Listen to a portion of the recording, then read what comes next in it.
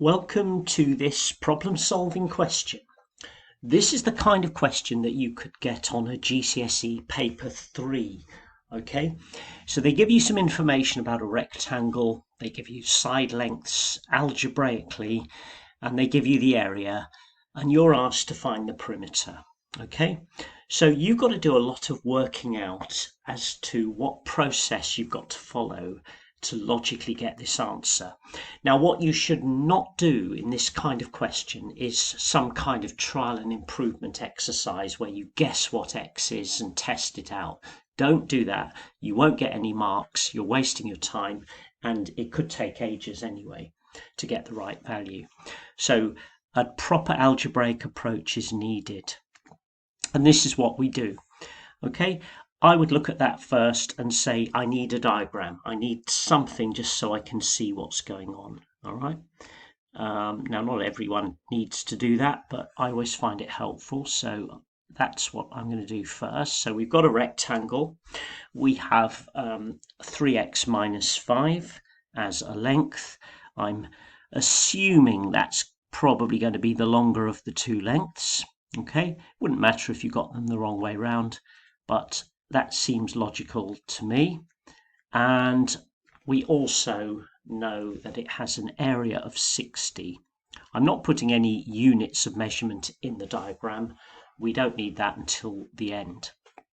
Okay, now what we're going to do next is we've got to make a start. We've got to do something. And with these kinds of questions, you get process marks for showing initiative, really, and making a start. So we all know that the area of a rectangle is the length times the width. So if we took the length of this one, 3x minus 5, okay, and multiplied it by its width, which is x plus 2, we know that that must give us the area, which we know to be 60. Okay. Now, at this point, you should be looking at this thinking, well, this is a quadratic expression on the left. This is a quadratic equation, in fact, which has been factorized, but it equals 60, not 0. So what I'm going to do is just bring in a graph to illustrate what's actually going on here.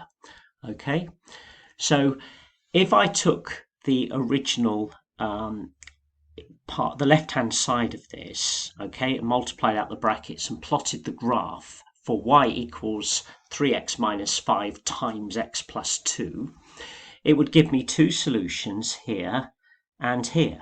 So it looks like it's about -2, and of course it would be, because that's what you get from this bracket.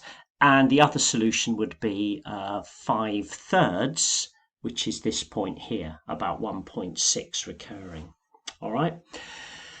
But to find out where that product equals 60, we need to see where the graph crosses at the line y equals 60, which is here and here. Okay.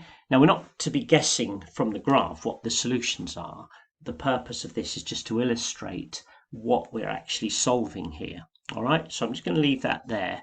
We'll now continue to work on this, okay, by multiplying out the brackets. So we've got 3x times x is 3x squared.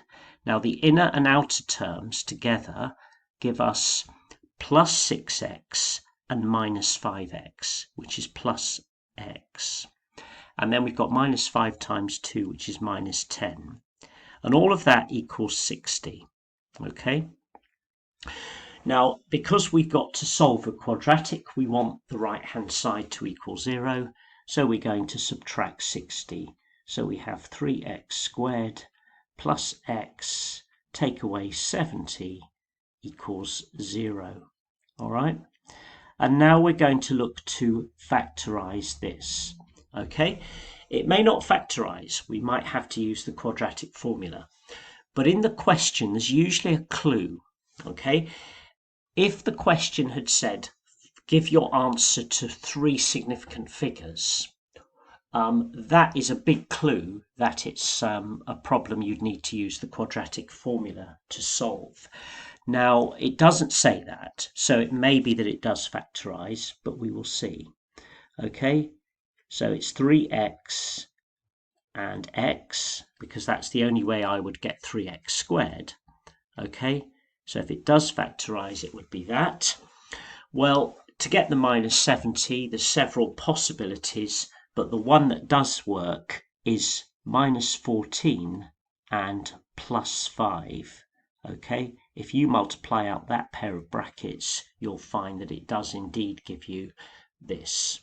Okay, so that is the correct factorization, and from that we would say that 3x minus 14 equals 0, okay, which would give us that x is 14 thirds.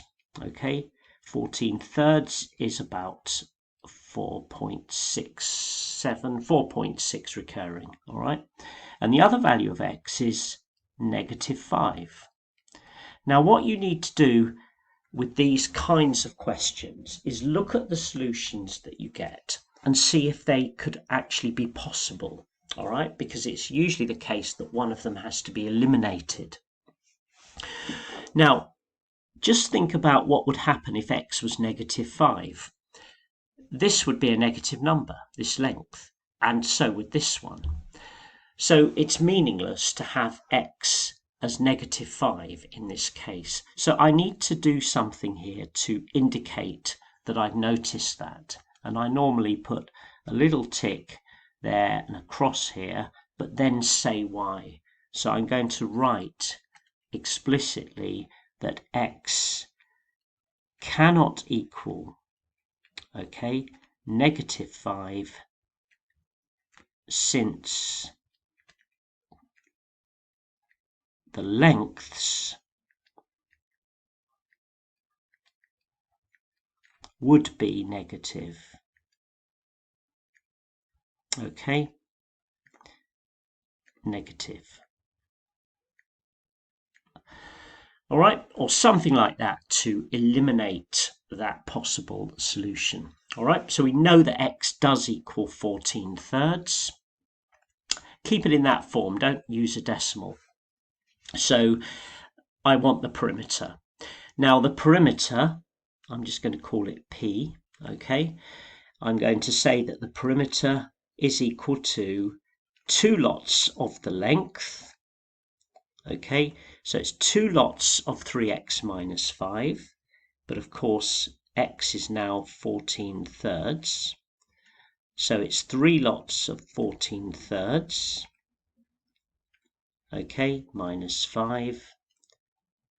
And I've also got to add on to that 2 lots of the width, which is 2 lots of 14 thirds, okay, plus 2.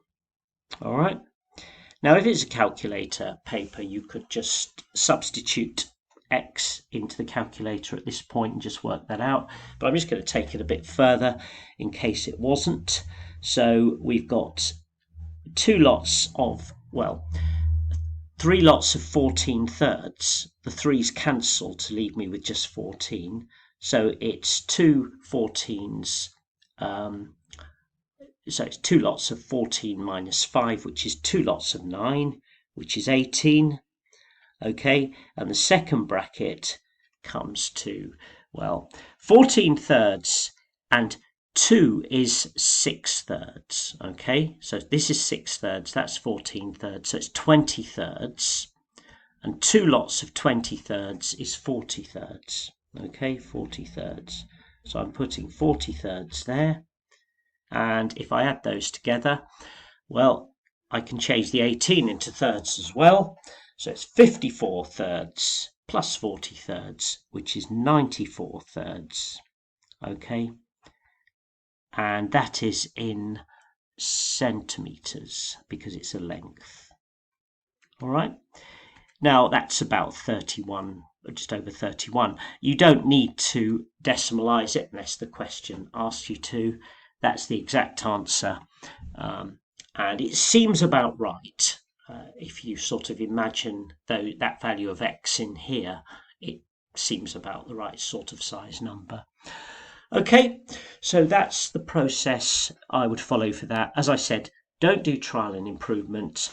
Use an algebraic method, and remember, everything you write down is relevant and could get you marks if you're following the correct sort of process.